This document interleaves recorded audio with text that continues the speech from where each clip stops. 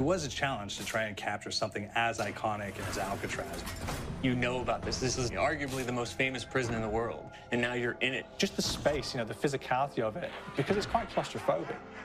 When modern-day prisons are designed, they really consider not intimidating people or making the spaces, as least stressful as possible. Well, Alcatraz didn't suffer from those restrictions. They did the research, they went out, studied Alcatraz, not just from books or internet. They were actually there to feel the environment, so it really sets a mood that gets you a little spooked.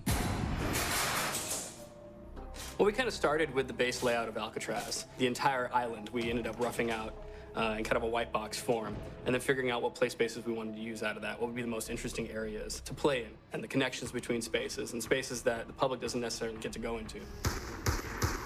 We really did a lot of pushing to really enhance that psychological horror aspect that we're really looking for. And this is a really good opportunity to really tell something special. Like I got stuck right through the gates to hell! This time around, I feel like it's been identified that there are these side missions that you're going to go out and try to accomplish. Al and the rest of the groups put together this escape plan, but the point is to get the parts and assemble this plane so they can get off the island. We did something new for the first time. We have actually contextual music that goes off. So that's a first for zombies.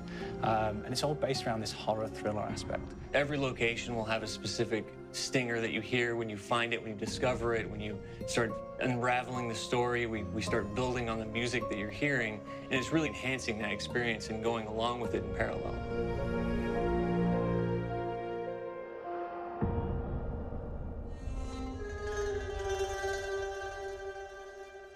Because we wanted to embrace this kind of horror thriller element, we wanted character actors, guys who could really embody someone and then convey emotion. So that's why we went for guys like Ray Liotta, getting in that kind of guy, we wanted a frantic nature. So he plays a character called Billy Handsome, who's this kind of psychopath who would be employed by the mob to kill people in interesting ways.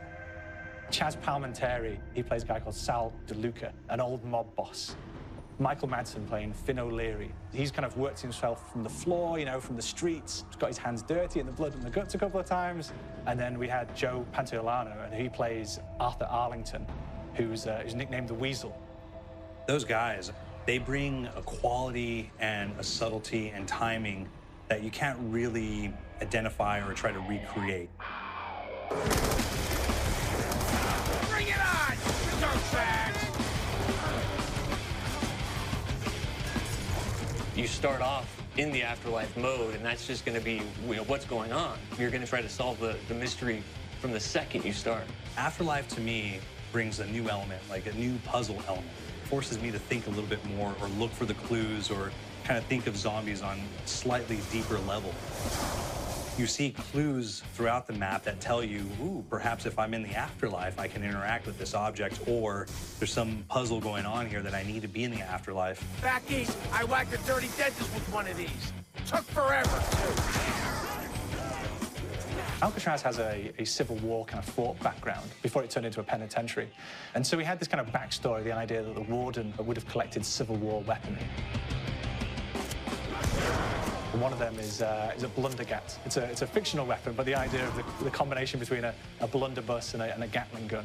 And possibly, there might be a way of upgrading it to a more fantastical weapon that the players may find. We all gotta go sometime. You just went now.